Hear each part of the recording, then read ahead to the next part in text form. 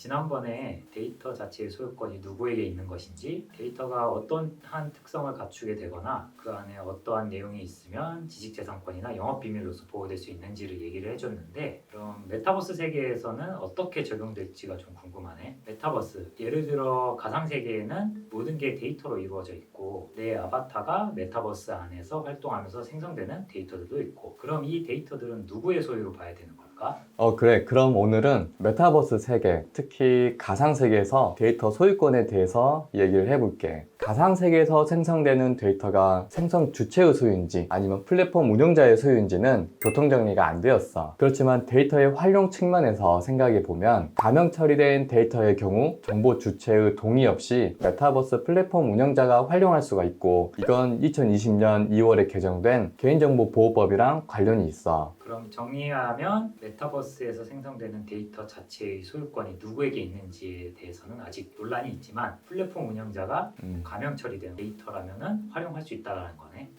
맞아. 현재 데이터 자체의 소유권을 인정하는 국가는 없어. 유럽에서 논의가 많았지만 데이터 소유권을 인정하지 않는 것이 바람직하다, 이런 쪽으로 의견이 모아졌고, 미국에서는 Own Your Own Data Act라는 법안이 발의는 되었지만 통과는 못했어. 그렇지만 소유권을 데이터 생성 주체에게 주어야 하는지 아니면 이를 수집해서 가공한 자에게 주어야 하는지에 대한 논의는 계속되고 있어. 그렇구나. 그럼 NFT처럼 블록체인 기술로 데이터의 주인을 표기할 수 있다면 데이터도 개인의 자산처럼 인식될 수 있을 것 같은데, 그럼 데이터도 지식재산으로 보호받을 수 있어야 하는 거 아닌가?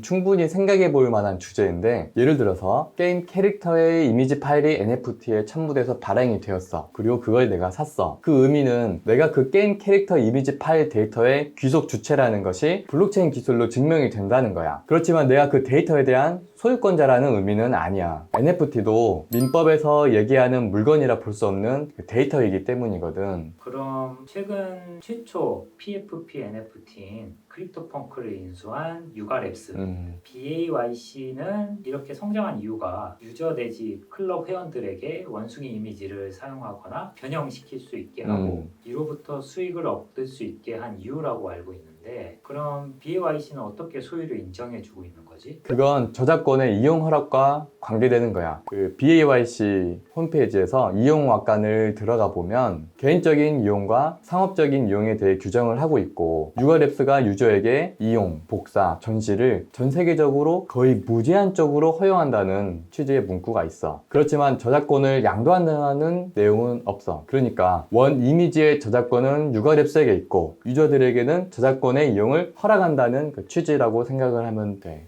그럼 BAYC에서는 그들이 발행한 NFT를 소유한 사람들에게 저작권을 주는 건 아니지만 거의 무한하게 사용할 수 있도록 허락을 한 거고, 유저들은 그에 따라 자신의 NFT를 활용해야 경제적 이득을 취할 수 있는 거네.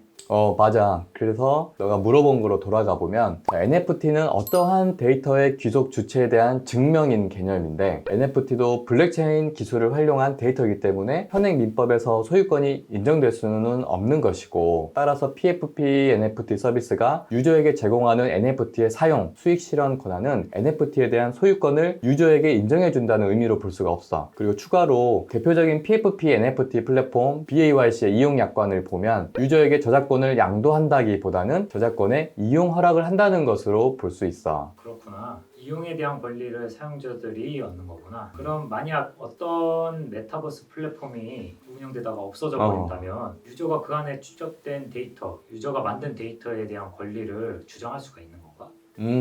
그건 메타버스의 리스크 중 하나가 회사의 존속성이랑 관련이 있는 것 같아. 너가 말한 대로 어떠한 이유에서건 어떠한 메타버스 플랫폼 서비스 제공이 중단되는 경우에 하나의 세계가 없어지는 것으로 생각을 할 수가 있을 것 같아. 근데 이때 필요한 데이터를 특수한 목적화 복구하는 건 별개의 문제라고 하더라도 그 안에 축적되어서 메타버스 세계를 만들었던 데이터가 모두 없어지겠지. 그러면 본인이 상당한 시간과 자금을 투입해서 경제적 가치가 인정될 수 있는 데이터 자체가 소실되었다, 이러한 이유로 취할 수 있는 민형사상 쟁점을 고려해 볼 수는 있을 것 같고, 그런데 NFT의 경우는 소유권은 없지만 그 자체로서 재산상 이익으로서 인정된다고 볼 수는 있기 때문에 데이터 자체보다는 취할 수 있는 조치가 더 명확할 것 같아. 이야기를 들어보니 데이터가 4차 산업혁명 시대의 원유라고도 이제 하는데 아직 교통 정리가 딱 된 것 같지는 않네. 맞아. 데이터에 대한 법률 쟁점을 교통정리하기엔 데이터 자체와 관련되어 발생한 법적 이슈가 아직은 부족한 것 같아. 곧 다양한 법적 이슈들이 발생할 것 같은데 지금 얘기 들어보니까